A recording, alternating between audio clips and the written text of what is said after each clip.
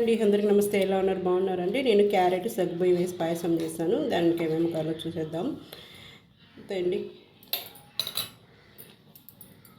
ఇప్పుడు dry fruits చెప్పాను కదా, ఫ్రై చేసుకుని అవి కూడా వేసేసుకుందాం. కాంటి కొంచెం నెయ్యి వేసేసుకుంటున్నాను. అంతే, అయిపోయింది క్యారెట్ సగ్గుబియ్యం పాయసం. ఒక కప్పు సగ్గుబియ్యం తీసుకున్నాను.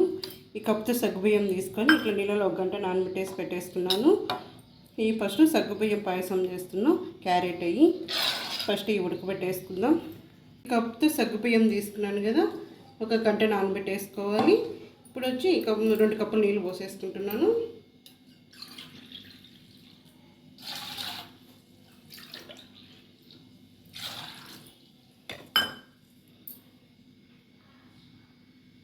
పొయ్యి మీద పెట్టేసుకొని 2 క్యారెట్ తీసేసుకున్నాను. 2 క్యారెట్ తీసుకుని ఇట్లా తురుము పెట్టేసుకున్నాను. సగ్గుబియ్యంలో క్యారెట్ పాయసం వేస్తే బాగుంటుందని 2 క్యారెట్ తీసుకొని తురుము పెట్టేసుకున్నాను. కాజు, ద్రాక్ష, ఈ బాదం కట్ చేసి పెట్టేసుకున్నాను. ఇవన్నీ ఫ్రై చేసేసుకోవాలి మనం నెయ్యిలో. ఇప్పుడు పెనం పెట్టేసుకొని నెయ్యి కొంచెం వేసేసుకొని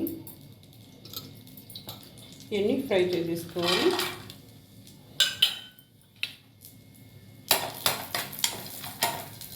ఫ్రై అయిపోయినాయి, పక్కకు తీసేసుకుందాం. ఇప్పుడు కొంచెం నెయ్యి వేసేసుకొని మళ్ళీ క్యారెట్ ఫ్రై చేసేసుకోవాలి.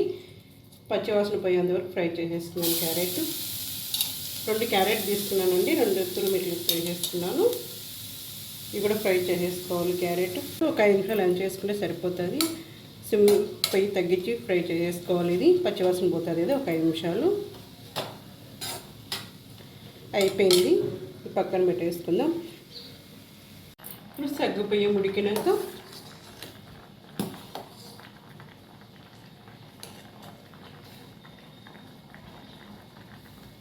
చూడండి, సగ్గుబియ్యం ఉడికిపోయినాయి.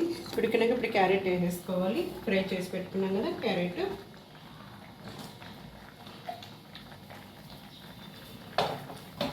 క్యారెట్ అంతా మొత్తం వేసేసుకుందాం. ఇప్పుడు ఇంకో కప్పుతో నీళ్ళు పోసుకుంటాను. ఎందుకంటే క్యారెట్ వేసేసినాం కదా, కొంచెం చిక్కగా ఉంది. ఇంకో కప్పు ఇది కొంచెం ఉడకాలి.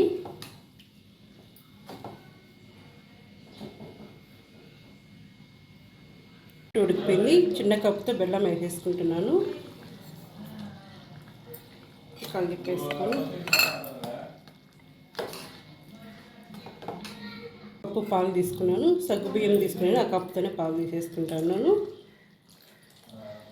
కొంచెం ఉడికినాక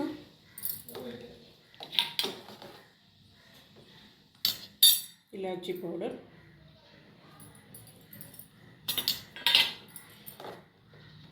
ఒక 2 నిమిషాలు ఉడికించేసి